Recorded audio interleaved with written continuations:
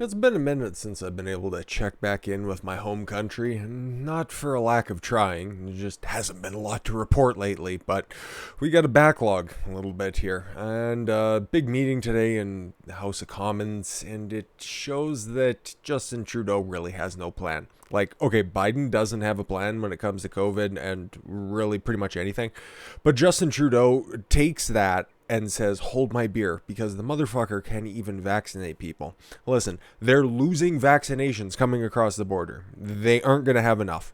Justin Trudeau thinks that they're going to have a center set up by summer somewhere in fucking Montreal. And then later in the day, just like beforehand, when he was making other outlandish claims. I forget the entire scenario. But the same thing happened where another member of parliament came out a little bit later and said, yeah, no, that's not going to be the case. It's not going to be there until at least the end of 2021. So he's just going to try to keep the entire country sick and not prosperous and in debt, like in perpetuity. I don't understand. Oh no, wait, he's a huge perpetrator of the Great Reset, so this totally makes 100% sense why he doesn't want anybody to do anything with their life. And just, stay hitched up to that government tit for as long as humanly possible. But enough with the preamble. Canada's vaccination rate is among the lowest in the G7, okay? It is not a glowing review because, okay, the European Union's having a bitch of a time getting people vaccinated. I don't know why.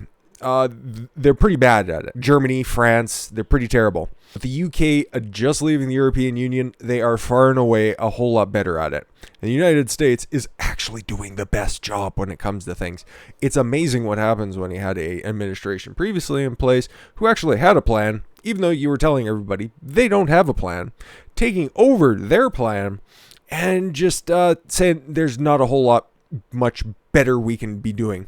Grammar. Today, Canada's troubled coronavirus vaccine rollout has left the company at the bottom of the G7 nations in daily vaccinations, according to data compiled for international governments and health ministries by Our World in Data. Canada had been the lowest in terms of daily vaccinations in the middle of January, but spiked above Italy, France, and Germany in the final 2 weeks of the month. Oh, God bless. You know what? A little bit of improvement should be applauded because that's just great. In terms of total vaccinations administered per capita, Canada still remains ahead of France. Oh, okay. So knockoff French is better than original French. I got it. Although this gap has been tightening since mid-January. France will likely surpass Canada probably by the end of the week. Japan, which has not even begun the rollout of the vaccine, but they're mostly back to just regular life because big events have rather large crowds right now, is expected to begin administering it to its citizens by the end of February. So, okay. The Canadian government has been widely criticized for its failure to deliver the coronavirus vaccine to its citizens. I frankly don't care, but you know what? If you're supposed to be trying to return people back to normal and return to business, shouldn't you be doing something like this? I don't know.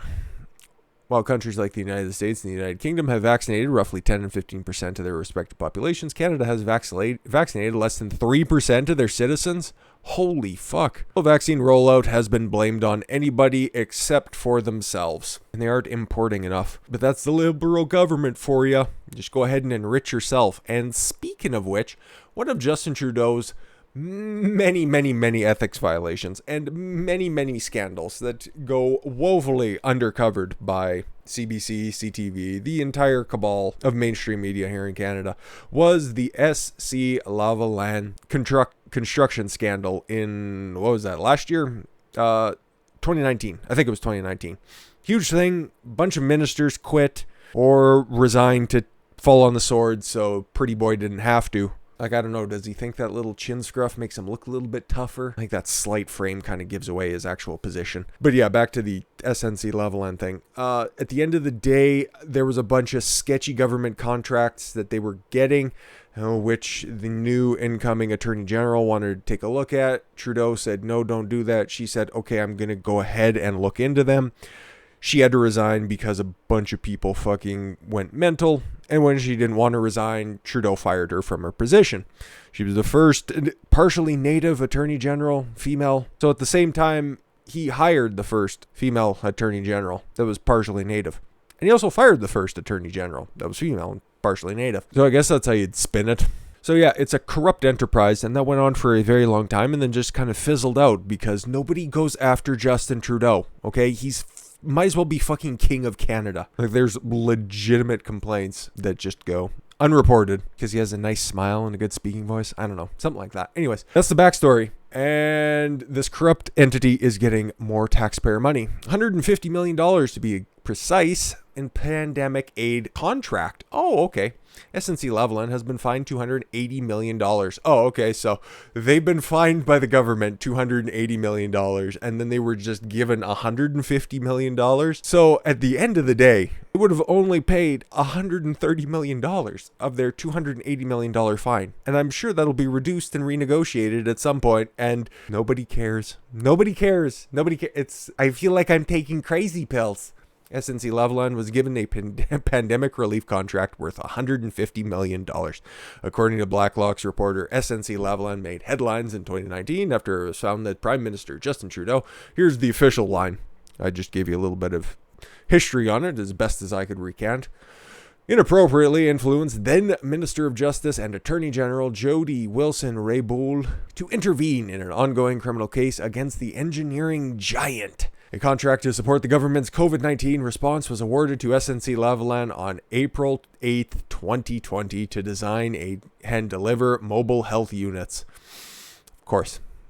The Department of Public Works Inquiry of Ministry reads, the contract is valued at $150 million. The SNC-Lavalin has been fined $280 million. Yes, we know that. Everything about the government's relationship with SNC-Lavalin is highly questionable. Oh boy. Oh, a new Democrat. Wow, an NDP member. Charlie Angus. But he wouldn't actually, forge anything tangible. He'd just say, oh, we look like a banana republic. Well, we know who keeps trying to play dress up as a monkey. But yeah, corruption like this just runs rampant in a first world country like this all the time. So I'm sure we'll be descending into our socialist hellhole very shortly. But you know what? I got to give credit where credit is due. They did do something today, the Canadian government. And you know what that was? Designate the Proud Boys a terrorist group and 12 other fringe groups as terrorist organizations. Our tax dollars go to literally nothing. Literally nothing. If you guys don't know the history of the Proud Boys, I've been over it a million times, but here's just the abridged version. It's all based on a joke and singing show tunes, and to be initiated into the group, you have to recite 8 breakfast cereals while being punched in the arm. There you go. That's their entire group. They refer to themselves as a patriot club with a drinking problem. Cool. It's like the Elks Lodge for frat boys. The Canadian federal government has declared the Proud Boys group, along with 12 other groups, as terrorist entities after the push to declare the group a terrorist by far left this cunt, Jagmeet Singh. Oh, man. It was the one that freaked out on, I think, he wanted a motion in the House of Commons to denounce or say that there is systemic racism within the federal government, and one member of the Bloc Québécois, which is another entitled box of worms, didn't want to commit to that, and he freaked out. Jagmeet Singh, the leader of the third largest party in Canada, freaked out and called him a racist and got escorted from the chambers. But meanwhile, yes, we're listening to somebody who's on the same wavelength as AOC decry such groups as the Proud Boys and Atomwaffen Division, the Base, I don't know, terrorist groups. Public Safety Minister Bill Blair made the announcement today stating that, yes, those groups and others to be considered by the government as terrorist groups and taken part in violence against political opponents. Yeah. But guess who's not on this list? Guess who has actually committed, political violence within our country as well? Black Lives Matter and Antifa.